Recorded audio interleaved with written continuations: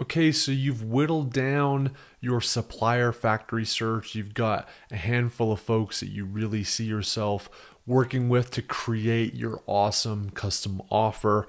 Now it's time to kind of get down to negotiation and really try to extract the most value that you can from the factory to put yourself in a position to be successful with your product launch and to have enough money for cash flow. So the context of this video is really going to be around the negotiation for your first order. In the operations section, we're going to also talk about vendor management in general and how you manage ongoing price negotiations, structure negotiations, etc. with factories that you're already working with. So the purpose of this video is to discuss the strategies and frameworks for how to negotiate your initial production orders with factories. So I think one thing that's really important to kind of set the tone with is you really need to pick your battles. When and where do you want to win? You don't have to win every single little thing. You got to give some stuff up to get some stuff. So just realize that's kind of why I mentioned before about like fighting for free samples. I know a lot of people don't want to pay for samples and they kind of fight tooth and nail. Leave that stuff alone, right? Because paying $20 for a sample is not a battle that you need to win, and it's not going to be strategically valuable to you. The battles that are around price, are around the payment structures, are around the things that your factory is willing to do for you for this initial order. That's where you really need to turn your time, energy, and attention to. So just pick your battles, focus on what matters. Now, moving into context, just to understand a little bit of Chinese business culture and just negotiation strategy in general. First, just recognize that there's a hierarchy to business in China. And you're typically, especially coming through the Alibaba sourcing method, you're typically going to be dealing with like a sales manager. You might have a sales director if you're lucky, but generally speaking, these are going to be fairly young and fairly junior sales employees. So technically, they will work their way up the chain to get as much of what they can for you as possible, but they have a chain of command and they may not be able to, push past a certain level. This is why it's super important to visit China. Obviously, we're in kind of unprecedented circumstances, but getting out to China at least once a year to meet with your factories in person, get in touch with the big boss, kind of have that personal connection matters a lot. But in this situation, you just got to realize that you're up against a bit of a hierarchy. The second is to remember leverage. Put yourself in the factory's shoes. You're some Joe Schmo that messaged them on Alibaba's messaging service. You've gone back and forth. They don't know if you're legit yet, right? I think that the way that we set the tone with the RFQ communication, the way that we carry ourselves professionally and with elite operating knowledge will help. But the bottom line is you haven't ordered anything from them yet, and they haven't made any money yet. And even if they believe that's going to happen, you really don't have as much leverage as does a long-standing customer that has already sent them a lot of business. So recognize that it may take some time for you to build up negotiating leverage, and you may not have it right now. The third is just to think long-term. You don't have to win all of your different negotiating battles in your first order. What you shouldn't do is be in a situation where you're not meeting your economic thresholds in terms of ROI and the cash flow that you need to actually make this successful. You don't want to have that happen, but you also don't need to have the fully optimized payment terms. You don't need to have all these other operational perks in place yet. Save that for the future and think long term, and you don't have to win all your battles for this first order. The other thing I would say is be creative. A lot of people think that negotiating is binary. It's like, do I get a lower price or do I not? There's a lot of really creative outcomes that you can think through to really benefit your cash flow and to benefit your financial situation and strategic situation when you're negotiating with factories. And then the final point, which is really oriented around Chinese culture, which is guanxi, which basically is it's basically reciprocating, right? So in Chinese culture, if I do something for you, you now are kind of indebted to do something for me, right? So if I go to China and I go visit a factory, and I bring a gift, they're now indebted to me. If you do something for your junior sales manager and give them something in this first production order, they're now indebted to give you something back. And so there is kind of a quid pro quo understanding that is much more rooted in honor, frankly. It's not like a kind of tactical thing. It's like an honorable part of the culture. So recognize that if you do something for your factory and you fall over on the things that you can fall over on and you don't have to win every single battle, they're going to give that back to you. And so participate in that kind of business culture, realize that it's there, and I think it can benefit you when it comes to negotiating with Chinese suppliers. So also remember that business is done with people, right? And humanize it and bond with your factory wherever you can. Goes back to something I said in one of the other videos, but I think a lot of people have this mentality that they're dealing with a third world country, and they think that they're like at McDonald's and they can like mistreat the hourly employee that's serving their fries. I'm not saying that everybody in this course is thinking like that, but I do think that that's a mentality for a lot of Western Amazon sellers that think that they can just go in and push these factories around. These are human beings. They're smart. A lot of them have a bigger business than you do. So you just got to have a respectful interaction, respectful tone. Realize that they're your business partner. If you do really good by them and they do really good by you, both of you are going to make a whack load of money. It's going to be a hell of a ride, and you're going to build a lifelong relationship where you both do what's best for your families. That's my mentality when I'm working with factories. So while it's a little bit difficult now because you can't visit China, I mean, visiting is a huge part of kind of solidifying the bond that you have with factories. But one thing that I do is I post, if I'm posting a photo on Instagram as an example, or I'm posting something on Facebook, I'll also post it on WeChat. So WeChat, even though it's been used for business and banking and a lot of professional things, it's also kind of like the Chinese Facebook. It's where people go for context on their life. It's where they do social posts, all that stuff. So I can't tell you the number of deeper relationships I've built because I post a photo. It takes me 30 seconds to do. I post it on Instagram, then I post it on WeChat. And I've got a lot of my factory folks that I've worked with that just really like seeing my lifestyle. They see the mountain biking, they see the skiing, they see US culture, and they get to know me, even though it's virtually through WeChat.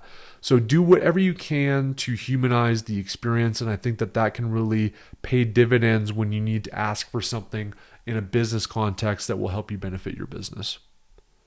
So step one, I think when we're talking about the first order, I always want to try to understand the context of what I think their baseline price is.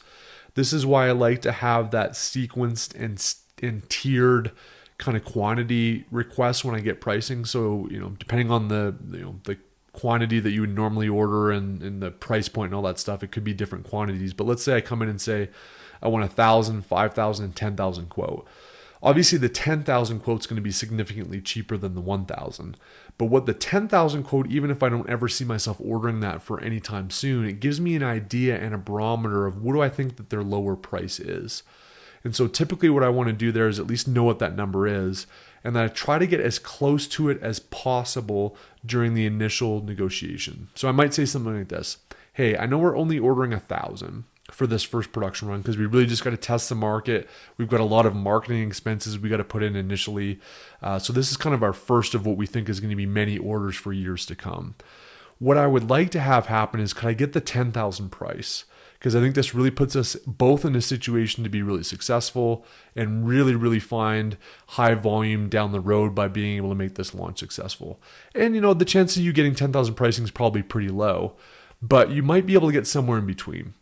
Another strategy I've used too is to say something like, hey, I'll tell you what, if you can give me the 10,000 pricing now and I don't hit 10,000 units in the next 6 months, we'll retroactively bring it back to the other amount. So you could do tricks like that basically make them think, okay, well, if you hit this volume, then it's a wash anyway. And if you don't, I get the money back.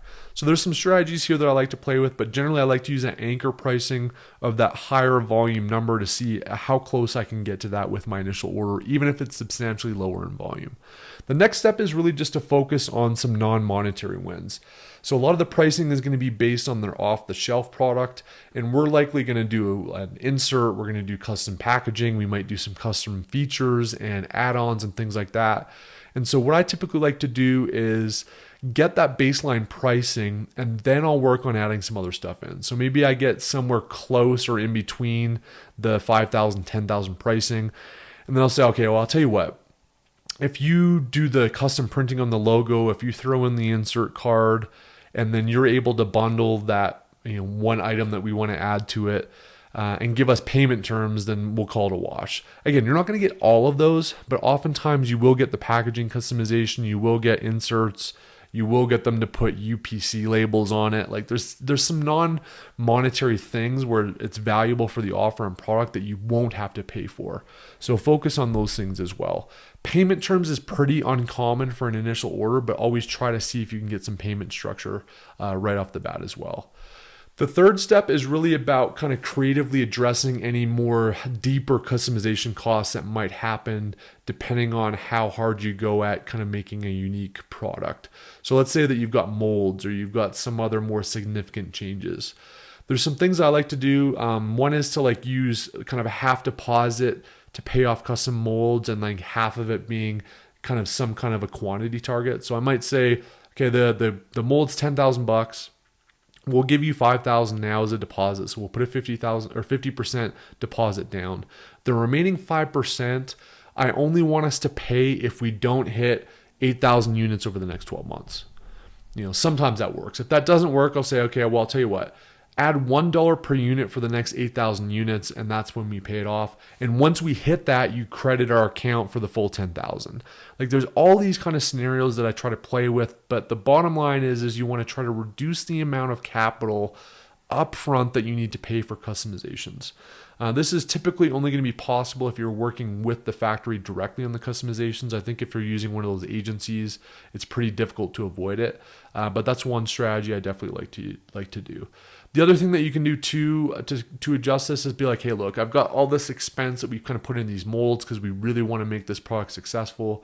Can you do me a favor? Can you house 30 days worth of inventory at your factory at all times and have kind of a floor stock agreement where you're holding that? And then when we order it from you, you basically just put it on a boat and then you're always keeping kind of a month in China. Would you be willing to do that for me? There's stuff like that you can kind of weave in that, again, is non-monetary, but has a massive amount of strategic benefit for you and has a massive amount of cash flow benefit. And sometimes cash flow is way more important than getting a price down. But the other important thing I would just say in this first order is to really set the stage early for your expectations when success is achieved. So like I said, I like to try to get to a minimum of 30-day payment terms, ideally 60-day net payment terms with the vendor. So I'll ask them, and they're going to say no the first order. I'll say, okay, well, I'll tell you what. I understand that you don't know me yet, and you don't know how successful we're going to be yet, and we're just early in our long-term partnership. But here's my expectation: when we achieve the success that I think we're going to achieve here over the next 8 months, I'm going to come back to you, and I'm going to ask for net 60 payment terms, and I want your commitment, and I want your honor that if and when I do that and we've achieved success, that you're going to work to give me those 60 net terms. Yeah, and then you get that in writing, and then guess what? When you find that success, you follow back up and you've rooted that. So always be kind of, if you don't win that fight that day or you don't get exactly what you want that day, try to get some version of it, even if it's non-monetary, but then also plant seeds so that you can come back to that topic later and get that value extracted in a future negotiation. Again, you don't need to win it all now. If you win some of it a year from now, that's totally fine because there's stages to this business anyway. We're just trying to stack our deck such that we have the most longitude for success. Then the fourth step is really, if you've got regular high volume orders kind of coming out of this initial order, you'll have leverage at that point, right? So whenever you've got bigger volume orders and you're ordering on a regular basis, they know and trust you, you pay on time, you wire the money, you're good to work with, they realize that you're actually bringing success to them and they can bring success to you. That's when you can really work on substantial enhancements, whether it's price reductions, long payment terms, kind of strategic benefit from an operations standpoint. All those things come into play, and we'll get more into that in the operations module as well. Be aware of raw materials and tariff environments as well. So let's say that you start kind of working on a product, and then let's say that the RMB exchange rates changed a lot, and then maybe the raw materials have improved. Be aware of the input costs that go into your factory's situation, because if you're aware of those and they're beneficial to the factory, you can tap in on that. I've used some of that stuff recently with, container costs going up. And you can kind of use your own sob story to try to get your benefit from them. And then if you see them starting to see a lot of benefits with exchange rates or other stuff, you can play into that too and be like, hey, I just noticed that the raw materials for PVC resin has gone down 30%. Is there a way we can knock 50 more cents off the product? So you got to be an expert at the product input materials and costs of your factory so that you can weigh that in to your negotiations.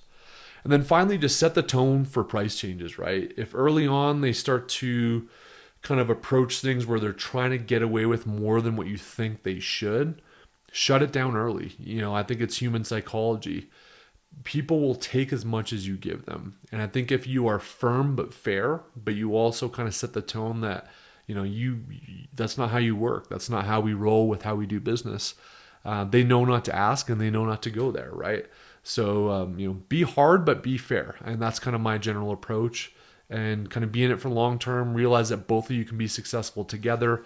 And I think with that mentality, you can really have some significant both financial and strategic wins when you're negotiating.